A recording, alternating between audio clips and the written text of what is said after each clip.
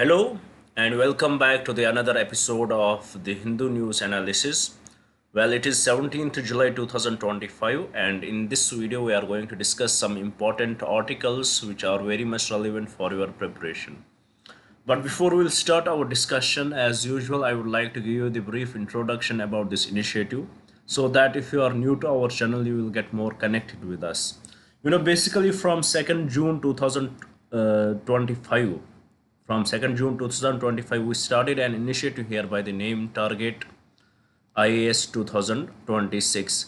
Under this initiative, every day we upload two videos, one in morning or afternoon session, which is this video where we discuss the current affairs. We discuss the most important news articles here, and we try to relate these articles with respect to your prelims or mains preparation. So this is what we do in the first video, and in the second video which we upload in the evening session where we discuss the static syllabus of yours. And today we are going to conduct the last class for Indian polity, which is the 30th class. And here we had promised you by the month of January 2026 we are going to complete your full syllabus here. Every subject would be discussed, but the only exception is that we are not going to conduct the optional subjects. That would be the only exception.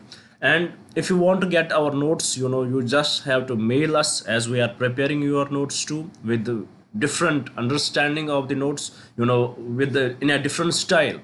After every concept which we discuss there, we give up the possible prelims question, we frame the possible prelims question or possible mains question related to that concept, so that it will give the idea how those topics are important for you. If you want to get the access to our notes, you just have to mail us, and you would be asked to pay 200 rupees per subject. It is up to you, and notes would be available once we will complete the full syllabus of Indian polity and governance. From tomorrow we may probably start discussing the governance part. If you want to be the part of this journey, please do subscribe the channel, do join us, subscribe it, do share it with your friends if you are getting benefits, so that they will also get benefited from this initiative. And please do write in the comments what else should we bring for you guys. Now without any delay, let's start our discussion with the first article here. As you can see on the screen, the article is actually discussing the reinforced one war front concept. What is this reinforced one reinforced one front war concept? Let's try to understand it. What is this reinforced one front war concept? This concept emerged after the Operation Sindoor. There are often talks about this concept. Especially you would have heard about Praveen Sahani, one of the great defense analysts. He often talks about this reinforced one front war concept. So what is this reinforced one front war concept and how it emerged? Before Operation Sindoor, the understanding was very much different. What was the understanding of India with respect to our defense, our defense, with respect to our, national integrity, with respect to the defense protection. What was the understanding? It was very much understood that the maximum worst which can get, which India will have to face if there would be any war, the maximum worst which we would have to face would be the 2.5 war front. 2.5 war front. What is this 2.5 war front? That means that in the north, from the northeast side, we may have to face China's attacks, and from the west here we may have to face Pakistan at the same time, and also some Pakistani proxies we may have to face. So this is the worst which we had always thought this could happen, in the worst case scenario. So we used to strategize with this understanding. But in the Operation Sindoor, what we saw that, in the Operation Sindoor, even though we attacked Pakistani territories, we dismantled their militant bases, but at the same time we saw that now it is very much understood that in the air they got some superiority over us. And what was the reason for that? And the most established reason is that their dependence on China, and it was also highlighted by our military experts that how they used to call them that your army is at particular place and you have to change that, what actions you are taking. So definitely it was China who was helping them. China's internet connections, China's mapping, and also the China's weaponry like JF-10s and all that what they it, all the airplanes, their missile P-15 missiles, and the air defense system, it was all Chinese. So their dependence on China was very huge, and China did actually assisted them during this war phase. Now then came this concept that now the concept of this 2.5 war front, it is now a retarded concept, it is overdated concept. China is not going to enter directly into the war, but how they are going to play this, they will support Pakistan, whether it would be cyber attacks, they would fully give their support to Pakistan, they will give their weaponry, they will support Pakistan through weaponry, they will give them the internet connections, they will they will give them the tracks and everything, and it would be the new reinforced one front war concept from China, where China would be behind Pakistan and Pakistan would be act as an arm of China. It was understood, this concept came some light after the Operation Sindoor. But this article, this author of this article, he is the ex-Navy officer. He says that this is very much retarded concept, because what we are analyzing on is that the Pakistan used Chinese weapons. It is true, and it is also true that China gave them the help what was required by the Pakistan. But it is not true that China is using this reinforced one front war concept here, because China cannot afford to enter into the war with the with the India. China cannot afford, if this war escalates to the position where nuclear weapons can be used, China cannot afford. And China, it may act as a for China, India is something where China wants to deter India, China wants to curb India's economic growth, but at the same time it is not the China, India is not their against their existential threat. So this author says that even though Pakistan used their weapons and China did operate, China did help them, but it is same as like India also used the weaponry of Russia, we used the weapons from Israel, we used drones, Harp drones from Israel, we use Su-400, we used S-400 defense system, we used various other weapons which were from different countries. But we are not saying that, we are not making this understanding that it was those countries who were helping us. It is something different. So the author here highlights that rather than complicating the things which are very simple, rather than complicating them and investing unlimited amount of money which we cannot afford right now, it is better to understand the fact that right now the condition was different. Even though China was involved, but China was not directly involved, they had their technology there. It is very much but natural that they will try to track that technology, how that would work against the Western technologies. It was very much natural, and they assisted in that. And if tomorrow we had traded with Philippines, we had given them BrahMos missiles, whenever they are going to use, we will track them, we will trace them, we will give them the information about that. It is very much simple, it is not something new. Concept has emerged, that reinforced one front war concept has emerged. So this is the understanding of this article.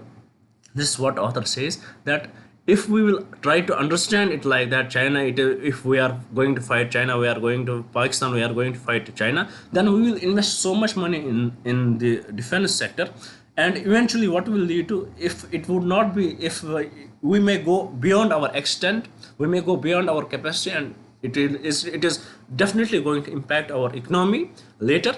Then it is better for us to understand the reality, and to understand it and work in a very positive way, work in a very very what is required for us to do. We will, it is better for us to have a diplomatic relationships with China, and it is better for us to grow as a nations together.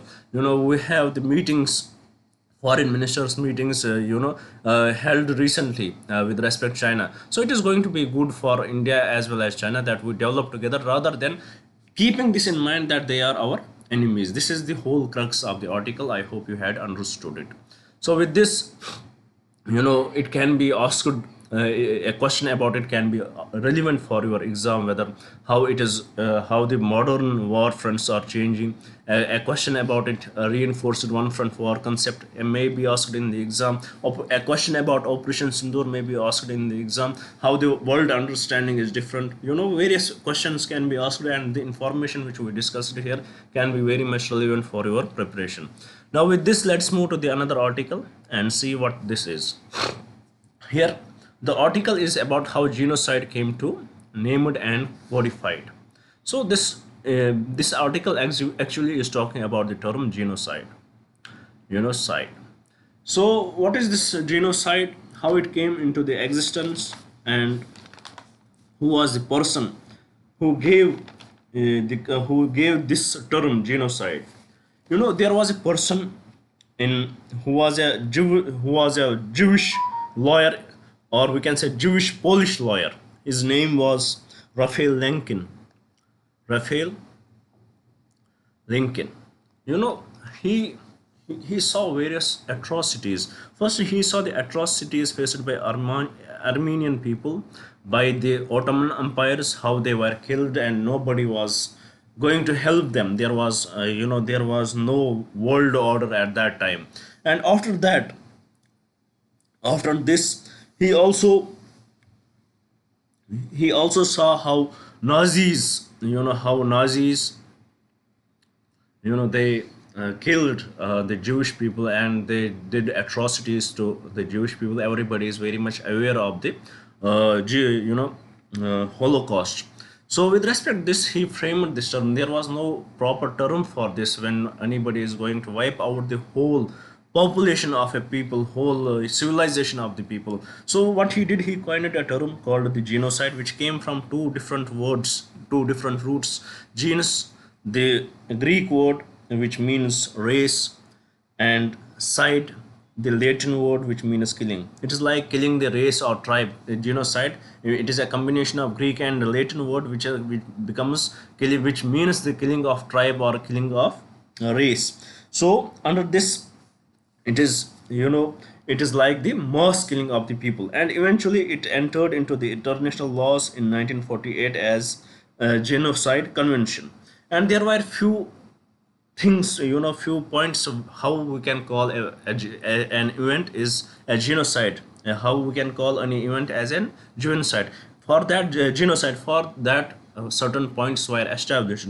For example, if you are if at any time there is crimes are going on, and the crimes are so harsh that they are trying to wipe out the whole race, then it would be considered. Second, if suppose they are not trying to wipe out the whole race, but there is a region which is controlled by that particular country from all the sides, and what they are doing, they are cutting down the supplies, they are cutting down the assets, they are trying to starve the people. I'm not saying which country it is doing, but they are trying to starve down the people. They are cutting all the assets which they can have, and they may weaponize the food. This also according to genocide convention, this is also, it acts as a genocide. Then prevent the birth of the children, kill the children or prevent the birth of the children. This is also one of the way you can commit the genocide. So this is how actually the genocide convention describes how genocide can be convicted. It is not only killing the whole race. You can stop the important assets, cut off the assets, starve the people, or prevent them in reproduction, prevent their reproduction. In this way you are committing the genocide. So you can cut the medical supplies also. So with respect to this, we know that how what is happening in the world right now, with respect to the Israel-Palestine conflict, how with respect that how many children had died in this conflict. Nothing can describe, if we will be honest with us, whatever be the reason, but nothing can describe, nothing can justify the killing of the children. Every day how many children are dying there? More than 30,000 children had died. in this conflict, and how many people had died who were civilians. So with respect to, no, nothing can decide and nothing can justify it. And with respect to this, it was International Criminal Court where the South Africa approached, and they called this act of the Israel as genocide, and it was very well established by the International Criminal Court, and they issued the arrest warrant against the Netanyahu, who is actually the uh, who is the Israeli Prime Minister. But if we will trace his roots, he is more connected with the Ukraine. That is some different topic. That is some different discussion. But how he is involved in it. So there has been the arrest warrant against him by the International Criminal Court. So there are various. That is why this topic is in news. That is how we define. That's how it was. Coming back to it, it was Raphael Lincoln who gave this term. It is the combination of. It is a combination of two letters. One is Greek and another is Latin, which is genus and side. So with respect to this, in this article, it also highlights that when this genocide is being committed, it is not the leader who actually comes and kills these people, but who is killing those people. It would be his soldiers, his military. They are doing this. It might be the IDF, they are doing it.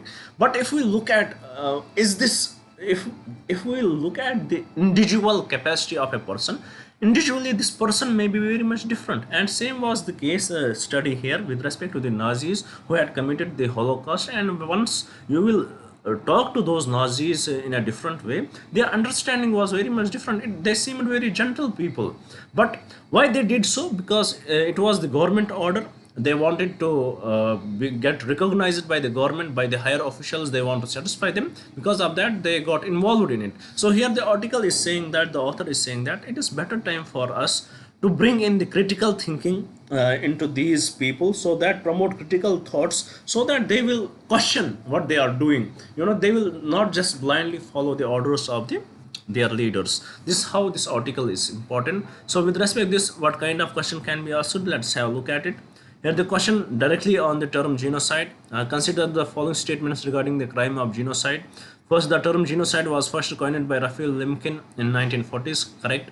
The United Nations Convention on the Prevention and Punishment of the Crimes of Genocide defines genocide as acts committed with intent to destroy in whole or in part a national, ethical, racial, or religious group. That is true. The International Criminal Court has jurisdiction over the crimes of genocide. That is also true. So with respect to this question, all the three statements are correct.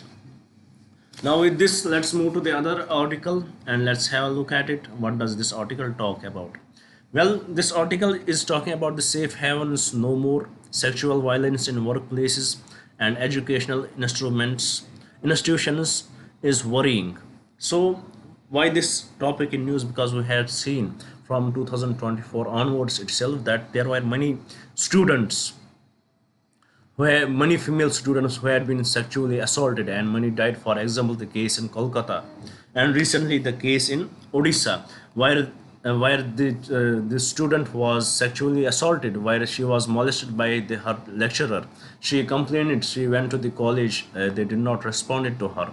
She went to the chairman. He did not respond. She even approached the CM. Nobody responded to her, and eventually what she did, she killed herself. So with respect to this, if we will see, even though we have the guidelines, actually in 1997, when there were no such guidelines with respect to the workplace for women, no protection for the woman in the workplace, the Supreme Court was forced to give us the Vishaka guidelines, which in a way Supreme Court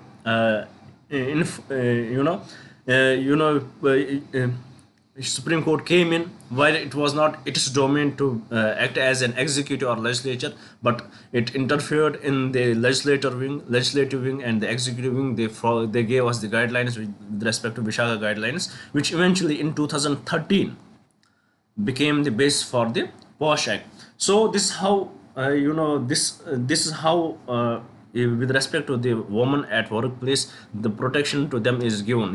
We had seen various cases uh, like that. We have seen Nirbhaya gang rape. We had seen various crimes, especially recent crimes in colleges and institutes. And this article is highlighting that even though we have these articles here, we have the legislations there, but at the same time, what is happening? You know, at the same time, we still see these cases are at the rise. We still see that that these cases are still rising, and we are not able to control them. We are not able to control them. If we will see National Crimes Records Bureau of 2022, what does it say? National Crimes Records Bureau of 2022 says around 4.45 such cases have been recorded against women. Around National Crimes Records Bureau highlights that around 4.45 lakh cases against women had recorded, in which 31% are from their families, in which family members are involved. 18% are of the molestation cases, and 7% are the rape cases. And this is what is recorded, and we know that in our country there are so many cases which should go unrecorded. So definitely, you know, at workplaces, our women, they are not that safe. We need to strengthen. There should be the proper implementation of the laws, and this there should be the colleges, the universities, they should take the responsibility. They should bring in they should bring in the internal complaint committee. They should create these internal complaint committees which will look into such matters and give the prior punishment to the people who are trying to do it. So this is the actually understanding of the article, how even though we have the Vishaka guidelines, we have the laws which protect women, but still they are facing the atrocities. And the major reason is that the people who are the implementation of laws, it is not that serious. And the patriotical mindset, many cases get unnoticed because of that. So with this, let's move to the another article and see what does this article talk about. Well, this actually this article is talking about the widening India's India's dependence on Russia's oil, dependence on Russia's oil, and how it is needed for the India to widen its market with respect to energy. So what is the scenario here? Recently, if we will see the trade relation between how our trade has been with respect to USA. We are enjoying trade surplus with USA. But we are enjoying trade surplus with the USA, and it is something which Trump does not. It is something which Trump does not like. But also, if we look at other facts recently, what we had achieved, with respect to the trade deficit, we had increased it. We had decreased the trade deficit had decreased in the first quarter. And for that, what is the major reason for that? The major reason is our exports. Our exports had increased, and exports in what? Exports in refined petrochemical products, refined petrochemical products, and gems and jewelry. Gems and jewelry. And this refined petrochemical products, how we export it, because we import large amount of raw oil and from the countries, and our dependence on Russia has increased very much. Approximately 36 to 40% of raw oil we are getting from the Russia, and we are converting this oil into the whatever we required it for. And then the refined petrochemicals, we form the refined petrochemical chemical products, and we export them to the European markets. And those Europeans who refuse to buy Russian oil, they buy our refined petrochemicals where we use the Russian oil, and it generates huge profit for us. So with respect to this, what happens? We are enjoying this. We are reducing this trade deficit, and at the same time we are criticized by many countries, European countries, for this act. But here what is happening? Recently the Trump administration came in, and we are enjoying the trade surplus with USA. And Trump does not like it, and he is threatening every country that he is going to impose the tariffs. For that, Trump, there are there would be trade negotiation between India and USA. So here are the chances that USA may misuse this against India, that either USA may go for the secondary sanctions on India, so that India's dependence on China, India will have to go for the other alternatives and look for the other markets where we will get the heavier, where we will get the same oil for the bigger prices. So it is definitely going to impact the India's imports. Or what USA will do, USA will will bargain with India with respect to this in the agriculture sector, which India is having surplus with. They will use it as a as a thread.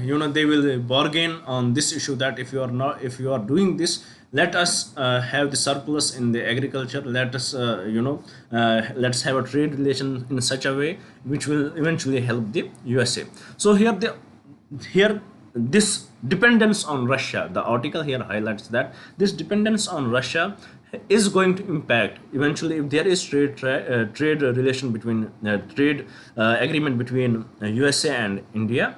Definitely this can be something which would be discussed there, and it can be used against India. So here the article says that it is the prime time for India to widen its market space and not be so much dependent on a particular country. So this is the crux of the article. Now with this, let's have a look at the question. What kind of question can be asked? Here the question says, with reference to India's crude oil imports and recent trends, consider the following statements. First statement, India imports over 85% of its crude oil requirements, 100% correct.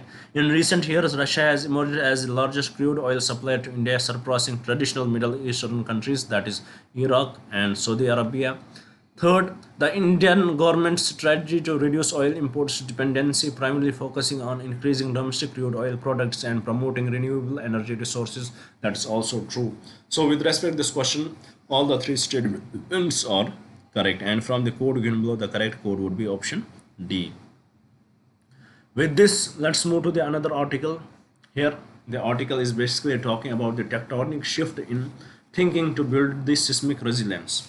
Why this article is in news? Because recently we saw in the Delhi, Delhi felt an earthquake of somehow on the Richter scale, I guess it was 4 point something magnitude. So Delhi felt this earthquake, and with respect to this, if we look at the geography of India, the most northern and the northeastern region of northern and the northeastern region of India comes under the seismic zone. So this region, when it comes under the seismic zone, how does it, how it is going to impact India? So when it comes under the seismic zone, these earthquake tremors are often felt by these areas. For example, areas like Jammu and Kashmir, areas like Ladakh, areas like Uttarakhand, Himachal Pradesh, and also in Delhi, and then the northeast. They are the most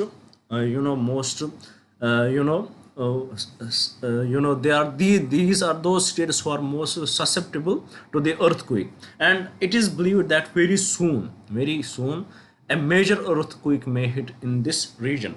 This region may face major earthquake. For example, we had seen 2001 earthquake in Gujarat and 2004 earthquake which was in the Kashmir, but which is under the part of Pakistan. We had seen which was on the Richter scale, it was something 5 point or 6 point something. I don't have the exact number right now. And also in the 2004 how there was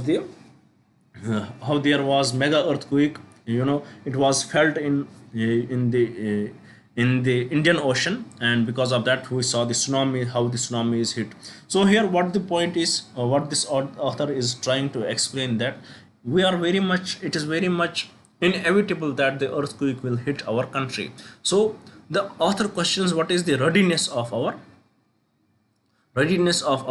people or of our states towards the earthquake if ever it hits? What is the readiness of our states? Are we ready for that? Are our infrastructure so strong enough that it can withstand? We had seen recently the earthquake hit in which Myanmar and Thailand got affected. But if we'll see in Myanmar, there was larger impact of earthquake as compared to Thailand. Why? Because Thailand, they had, they had followed the norms, they had followed the guidelines which are to be followed with respect to infrastructure, and it was least impacted. So similarly, these guidelines, are to be, these standards which are laid by the BIS, they are to be followed. In India, do we follow these standards? The real question is, and especially if we look at Delhi, approximately 85% of the buildings are not earthquake proof. In Delhi itself, 85% of buildings are not earthquake proof. So this article highlights that if any such earthquake will come, it is going to impact our nation, the northern belt of our country, to the highest levels, because that is most susceptible to the earthquake. So what is the need of the time? We have to follow the guidelines. We have to, what infrastructure we have to develop that in a way that it can stand the earthquakes. That is what this article is talking about, and the earthquake is something which is very much inevitable to happen in our country. So with this, let's move to the another article and let's have a look at it. What does this article talk about? Well, this article talks about the share of clean energy in electricity still below 30%. What is this article about actually? Let me tell you. Here the article highlights that approximately 50% of installed power capacity is from the clean renewable energy. India has achieved it. That it is 50% of installed power capacity is from clean energy, clean renewable energy. And if we look at how much gigawatts, it is approximately 484 gigawatts.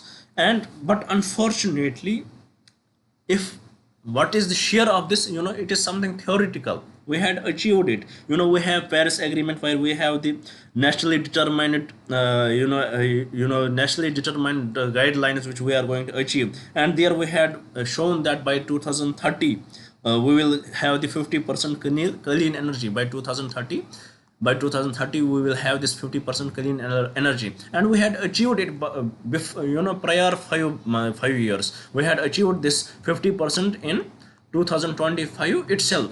But is this reality? The reality is something different. Even though we have this 50% installed power capacity, but how much we are utilizing? What is the capacity utilization factor in it? What is the actual capacity utilization factor in it? And if we look at it, it is only 30%. Below 30% we are generating. Of all this, it is only below 30% we are generating. This is the issue with the renewable energy. For example, in the renewable energy, we are mostly using solar energy or wind energy, where the energy is lost in the storage too. There are various issues. So if we will, the article here highlights that if for the solar and wind energy, there is huge loss of energies. But if we are converting these into the nuclear or the coal energies which we are using, in these, the loss of energy is very less, and if how much we generate, it is utilized. So this is what the article highlights. Even though we had achieved the 50% goal prior to 2030, but still what we are utilizing, what is the actual capacity utilization factor, it is way below that. This is the article, this is what it highlights, this article highlights. Now let's move to the last article of today's discussion. Well, Israel has attacked Damascus, the Syria, aimed raging clashes in Druze city. Druze community, they had been always close allies of Israel. This Druze community, it is the minority community in this region, and they are the Shiites. They follow the Shia Islam, and they had always been allies of the Jews and the Israel now. And now there were killings against them, and in retaliation, Israel has attacked Damascus, their government infrastructure, and they had shown this resilience against them. So with respect, this Druze community becomes important for you. And so what kind of question can be asked with respect to this question? This article, let's have a look at it. Here the question says, with reference to the Druze community, consider the following statement: Jabal al-Druze, which is in Syria, Chof Mountains, which is in Lebanon, Golan Heights, which is actually illegally occupied by Israel, which is actually part of Syria, and it is in the UN also as illegally occupied land. And then we have the Galilee, which is in Israel. And these, in which of the above regions do significant population of Druze community reside? It is all the four. In all these regions, this Druze community resides. So with this, we had completed our today's discussion. I hope you would have liked the video. I hope you would share it with your friends, and I definitely hope you would subscribe the channel. Thank you for staying with me. Thank you very much, and have a nice day.